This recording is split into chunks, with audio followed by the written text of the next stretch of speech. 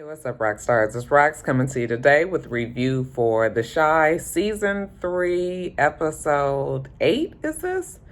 It's either 7 or 8, you guys. Anyway, let's get to it, shall we? All right, you guys, so the show opens with Ronnie. He's eulogizing his granny. My grandma loved me more than my own mama did. He's talking to the group of people at the bar. I guess Granny didn't want no fume, so this is gonna have to do. He says that his granny always wanted him to do good. I will make you proud, Grandma, because I know you're looking down on me. So Granny has now become his guardian angel. The next we see Jada come in, and Ronnie is surprised to see her. You know, she said that she was a good friend of hers too, and she just wanted to come and pay her respects. I never got a chance to say sorry for showing up at your house drunk. Jada was like, well, maybe you need to stop drinking. How you up here apologizing to me for drinking, but you up there doing this whole thing for your grandmother and you still drinking? Like, it's a problem. You need to stop drinking. He was just like, that's why my grandma always liked you, because she said you always said the truth. Well, Jada was just like, look, she ain't trying to get into nothing else with Ronnie. Okay, just wanted to stop by, pay her condolences, but she gotta go. But I guess maybe a little bit of what she said to Ronnie made some sense. Okay, later on we see him with his boys from the bar. I'm thinking about being sober. Maybe the 14th time will be the charm. Poor Ronnie done had some rough times, you guys. Anyway, he thanks his friends for coming down, you know, and being with him while he's mourning his grandmother. And his friend tell him now he's about to leave. He's about to go out of town and work. You know, his family, somebody in his family got him a job somewhere else. And he was like, Ronnie, you know, you welcome to come too, because he can get him a job, you know. And seeing as Ronnie is homeless here, his grandmother ain't here no more, like, what better time to go than now? Come on down to Springfield with us. But you know what Ronnie say? He can't do it. I'm kind of working on something. They was like, working on what? Being homeless? But you know and I know that Ronnie got to save Keisha. So we see them. They all packed up. They in the car. They leaving for Springfield. They tell them that they gonna miss him. You know, he appreciates that. Fine, Ronnie, do what you got to do. Okay, so when they about to pull off, you know, they turn on the radio and it's, tell me you remember. Okay, Earth, Wind, and Fire, which was so ill-placed. I was like, what is going on here? That's such a feel-good song. And, you know, Ronnie is still staying back. He's still homeless. He still don't know where Keisha is. But, I mean, I guess, you know, it was weird, though, the way that music just got put in like everything was happy and good. I guess that was him feeling like he's made the best decision for himself. He got to go find Keisha. And speaking of Keisha, child, poor Keisha is in the bed with that big nigga. Okay, look like they in a fucking full-size bed. I was just like, what is going on here? It's so creepy. When he wake up, he was like, I overslept. He was like, why you didn't wake me up? Okay, as if this is his loving wife or some shit. She just laying there looking like, fuck my life. Like, I really wish I was dead at this point. I was like, Keisha, girl, I know you at your wit's end, honey. She can't take it too much longer. He was like, I know you probably overslept too because we both had a long night last night. I said, and you fucking on this little girl. So gross. I mean, he plays a creep perfectly, right? Like I said, Keisha can't take too much more of this. When he get out of bed, you know, he ain't got her chained up no more, but he still locking her down in that basement. He go up into the house. And so she jump up and she trying to figure out what she can do to use as a weapon, I suppose. So she break the leg off of a chair.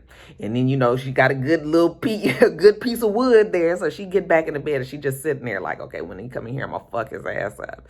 And he comes back in there, he got some food. And right when he's leaning over to give her the bowl or something, she whacks him on the head a few times with the wood. I mean, she got some good licks in. I said, okay, Keisha, okay. But of course he overpowers her. He takes the wood from her and he leans over her and he says, next time you do that, I'm not going to be so fucking forgiving. Okay. I was like, poor Keisha. Girl, I don't know what you going to do, especially with her little tiny self. She definitely can't take the beat his ass route. Not with this wooden stick anyway. And later on we see her. She looked like she's ready to kill herself. She tearing off pieces of her sheets and she done fancied a little noose up there. And I said, girl, don't end it. They all help is on the way. Ronnie's coming. Let's jump over to Jada. We see Jada with her man. She's just a kissing him and everything. And I was just like, oh, we here already? Why am I still not feeling no kind of nothing between the two of them? I was just like, who picked him as her love interest? It seems too soon for me, but whatever. I guess it's been a couple of months. So, they all hot and heavy in the hallway. And when she opens the door to her apartment and goes inside, who should be in there but Emmett and Tiff? The baby run up to her and everything. She with her man thinking she about to have a nice time. Emmett jump up like, oh, mama, you home earlier than we expected. Okay. So they jump up, they start cleaning up stuff like we about to get out of here and everything. And she was just like, Tomas, this is my trifling son and his equally trifling girlfriend, Tiff.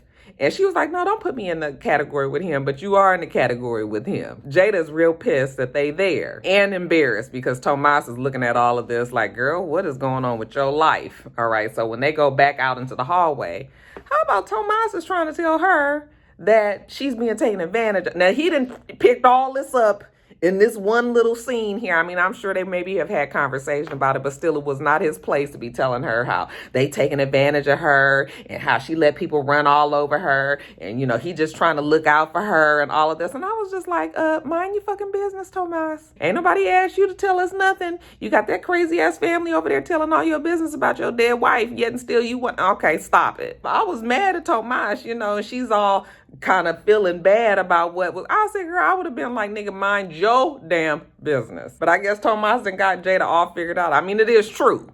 It's true, but it wasn't his place to tell her. So she goes back inside without Tomas, and she's pissed. They done ruined her night. She goes off on him. She gonna be a happy ass camper when they move the hell up out of her place next week, okay? Because these 2 months that they said they was gonna be there is up. But Emmett tells her, about the next week thing, we not going to be able to do it.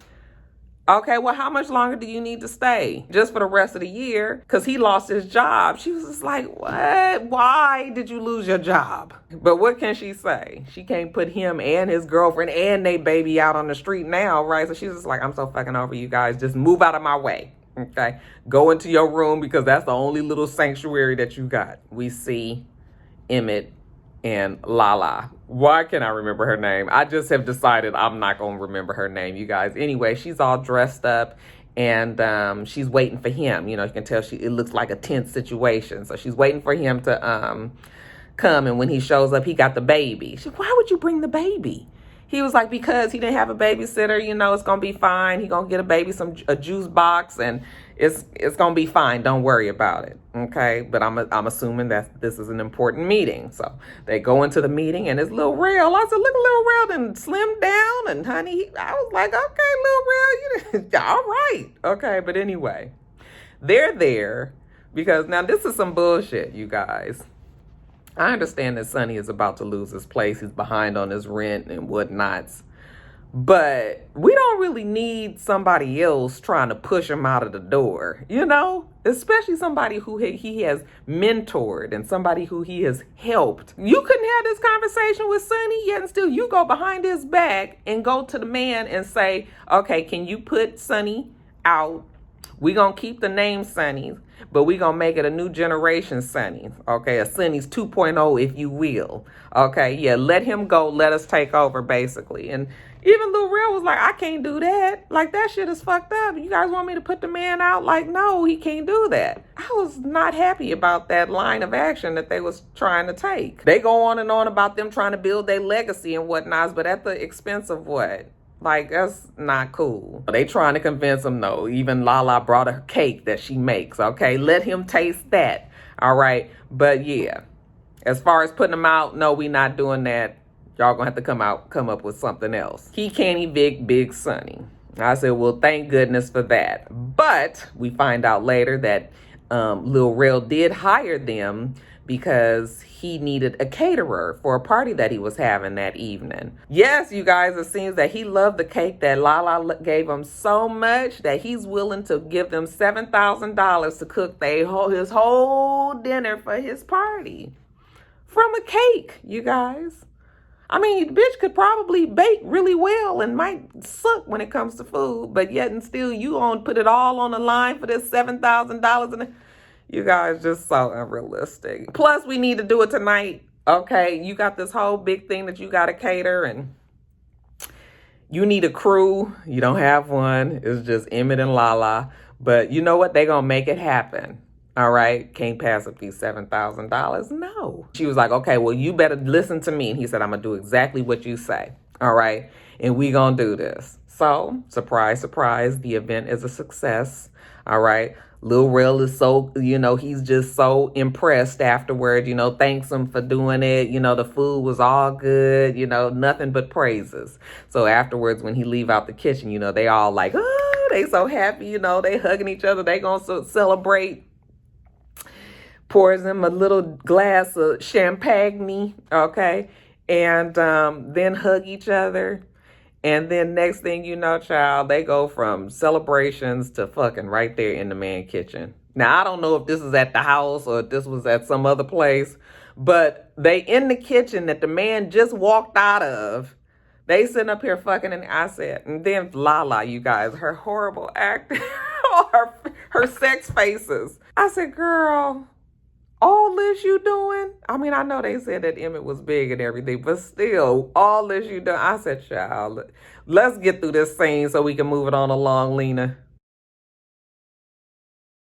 Now let's jump over to Otis and Rose. So, Otis is pretty pleased with himself. He was like, he passing Camille in the polls. Did you see it? Rose was like, yes, I saw it. But don't get too comfortable. Camille is not going to go down without a fight. And he was like, well, that's why you got to do your job and make sure that she does go down. She was just like, oh, you going to let me do my job now? He was like, I know you mad about the interview that I did, about his mom and all. And she was just like, it was messy and it could have backfired. Okay, but it didn't. And that's the point that Otis is trying to make to Miss Rose. Rose was like, we supposed to be a team. We supposed to be doing this shit together. And you running off and making all the decisions on your own. So she got an attitude. She mad, all this talk about teamwork. He reminds her how she was fucking his secretary. She was just like, I did it for just like a couple of months. What's the big deal? Then Jake comes downstairs and, he's like, you need to hurry up and get dressed and go to school because I don't want you to be late. Oh, let me tell you guys about the hair that then grew on Jake's balls.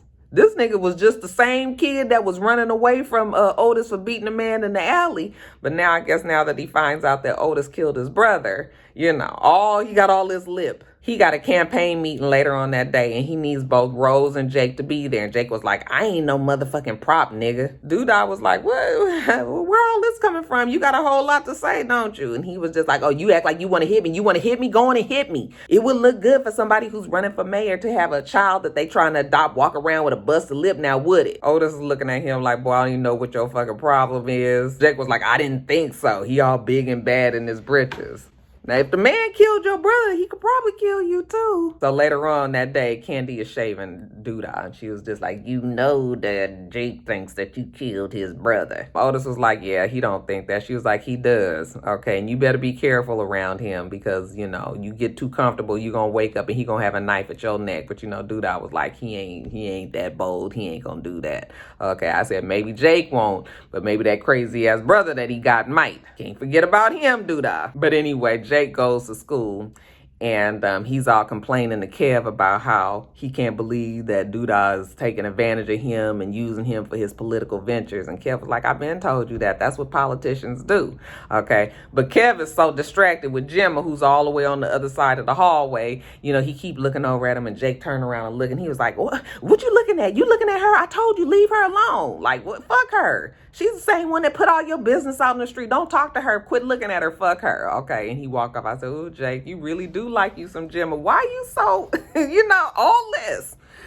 Kevin, he about to steal your girl. When school gets out, Gemma can't take it no more. When Kev is walking out the school, Gemma rushes up in front of him. And he was like, what, Gemma? And she was just like, how long you gonna do this? Oh, it's been 2 days since you spoke to me. Like, what's the issue, Jake? And he says no. And she was like, well, what is it? He's mad because they know about Keisha, which, what are you this mad for? Like somebody said in my comments, how is Keisha going to be found if you don't even want to put the word out that the girl is missing? But you know how she gets his attention, okay? Softens up all these hard edges that Kev got. She whisper in his ear, you want to come over to my house? Well, we know we ain't going over there to study.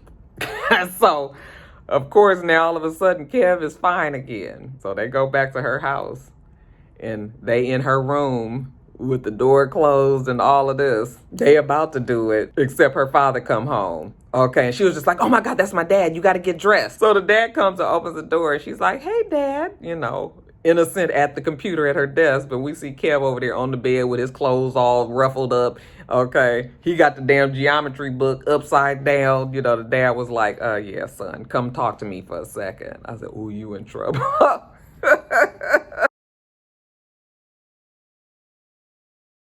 Now, jumping over to Papa. Papa goes to visit his girl because he hasn't seen her in a long time. She hasn't been at school. So he's over at her house and he takes her flowers. And he was like, where you been? And she says, well, she got to stay home because her mother lost a job and her mom got to look for a job. So she's got to stay home with the babies. And Papa was like, but they said that you can't miss no more school. She probably end up getting expelled. But she was like, it's okay. It's fine. It's only going to be a little while. She going to help her mom out and then she'll be back at school. Papa's upset that they won't be able to see each other. And she says, it's okay. Absence makes the heart grow fonder. And I guess Papa guesses, but he ain't really feeling this. So he goes back to the church and he is taking money out of the collection plate. And his father catches him like, boy, you better, you about to get your ass whooped. Papa tells him, no, he's taking this money to help somebody. His friend Maisha, they don't have no money. She can't go to school. And, he's telling his dad the whole thing. What about the money you got from Camille? Pastors say that, he got that money to help take care of his family. And Papa was like, okay, well, I want to take my money, from that and give it to Maisha, because isn't that what we're supposed to do? We need to help the people that need the help. And his friend Maisha and her family needs the help. Okay. And what can his daddy say to that? Now, you done took this money from Camille. You at least need to put it to good so it can get washed. So next thing we know, we see Papa and his father, they over at Maisha's house, when they tell Maisha mama that they there to give her some money, she like, Maisha, come here. What did I tell you about telling everybody all my business? All right. But Papa's father was just like, we don't care about any of that. I know that you didn't want her saying nothing, but we got this money. We gonna leave it with you regardless, whether you like it or not. So go on and take this money and take this help. Okay. And so Papa came in and he saved Maisha's day. And when they leave, and the mama look in the envelope and it looked like it's a good little hefty amount, she just so grateful, thankful. I was just like, look at Papa, like I said, 40 years old, child. But good for them. That helped them out. Now, this meeting that Otis was talking about, he about to go back and meet with Gemma's father. Okay, remember, he's the influential one that he met at the at the exhibit night that they had a couple of episodes or last episode ago. So he's about to go back and talk to the guy, and he tells Rose, don't worry about it, y'all. You don't need to come back into the meeting. It's just going to be me. Okay, Rose was like, you taking meetings and shit without me? Don't worry about it, girl. I got it. So when he's going back, we see Camille. Okay, she tells Otis, do he need a little help with his girl, Rose? She even felt like Rose was looking at her. I said, girl, you don't even know. Let Portia tell it, Candy probably was looking at you, Lena.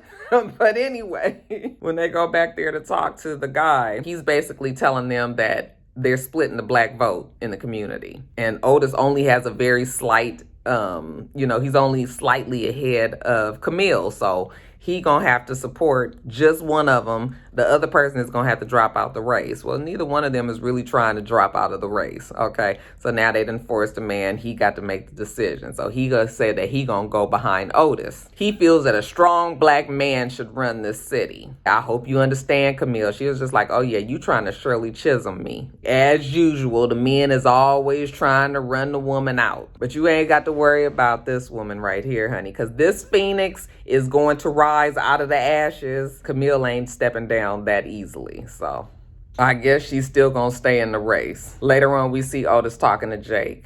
And again, Jake still has an attitude, but Otis was like, I didn't kill your brother. Okay, your brother killed your brother because Reggie was getting out of pocket and he wasn't listening to orders. Okay, and next thing you know, Otis had to take care of him. Well, Doodah had to, because he was about to start a war.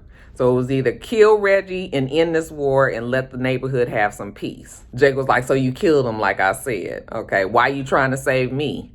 And Otis says, well, because I see a little bit of myself in you. You remind me of me when I was your age. And Jake was like, oh, so you want me to be a crook? And he was like, maybe. Or maybe you could be the mayor of Chicago. Why stop at crook?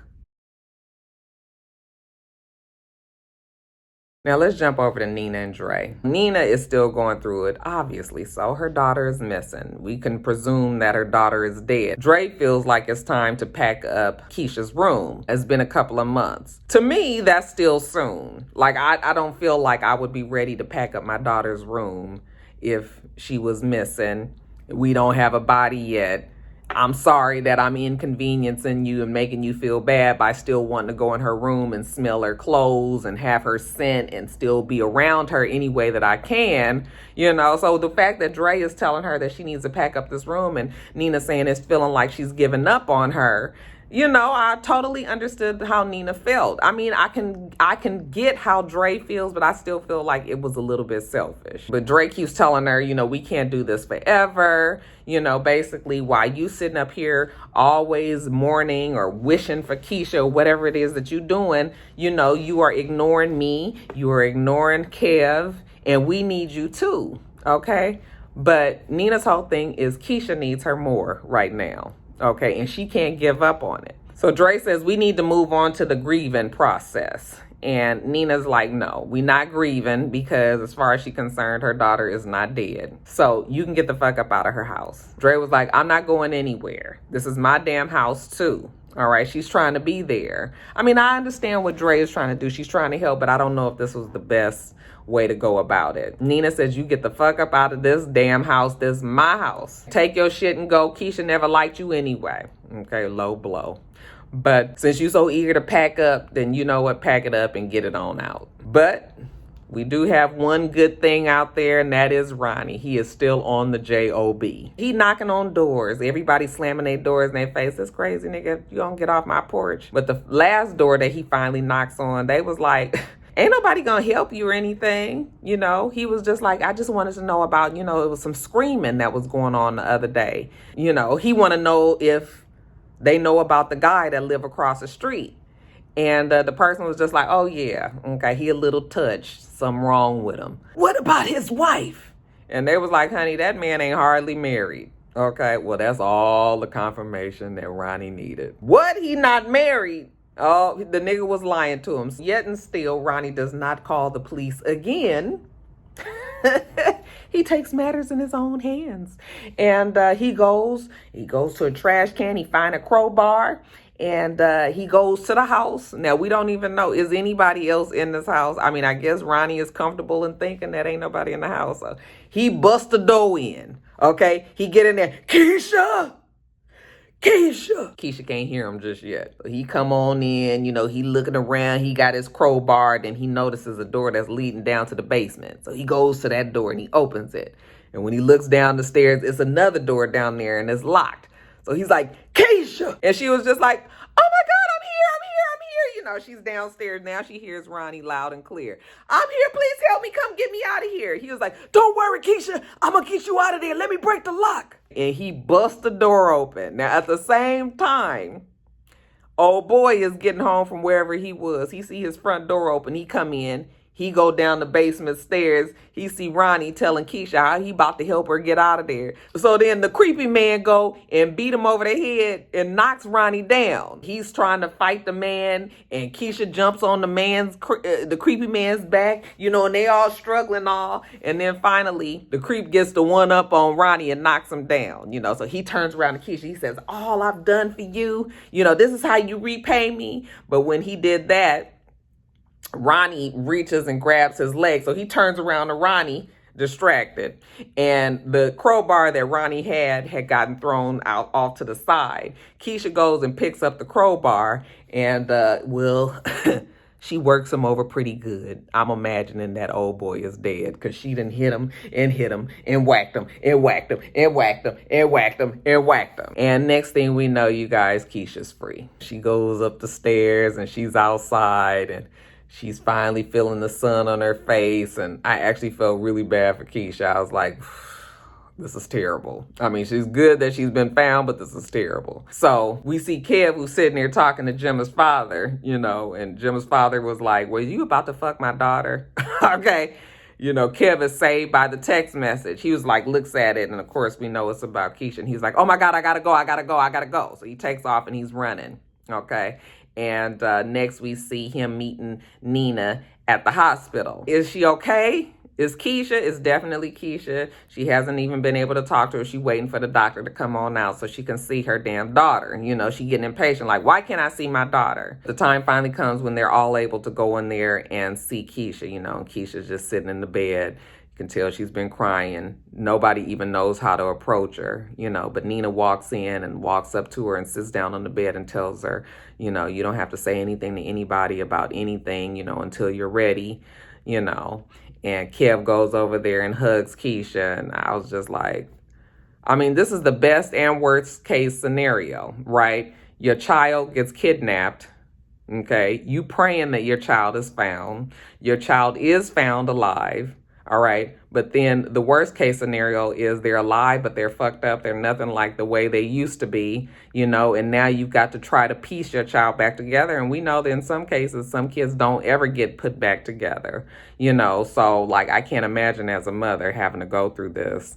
I felt really bad for her. The doctor is talking to Dre outside of the room, and she tells him, tells Dre how it's going to be really difficult, trying to this next chapter of their lives. And Dre was like, yeah, she knows, she hasn't even had a chance to talk to her wife to figure out how they're going to, what's going to be the next thing now that Keisha's there. And, they've got to try to help her get through this. The doctor tells her, well, what you guys need to look out for now is to make sure that there's no signs of suicide, because, when people come out of things like this, they're traumatized so bad that that could be next on their list of things to do.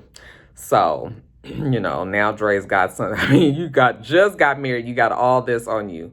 She goes back in the room and Nina's in the bed completely with her daughter, and that just, my heart, you guys, my heart was so broken for Nina and for Keisha. But she's hugged up behind her, and Dre just covers her with a blanket. And then lastly, we see Kev go in there to Ronnie, all right, who also was banged up from everything.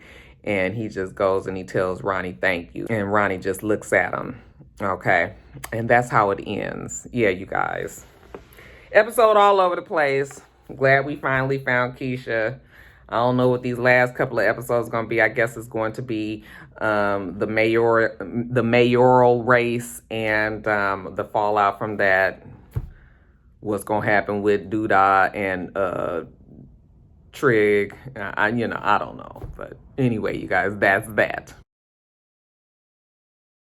All right, you guys, that's that. I guess I'm about to edit and then I'm going to try to get on the road, you guys. Make sure that you rate, comment, and subscribe to the channel. I'm itsrox. The channel is for itsrox. Everything else I do will be in the bottom bar. All right. So I hope that you have a wonderful, wonderful rest of your day, and I plan on doing the same. Till next time, Roxstars. Bye.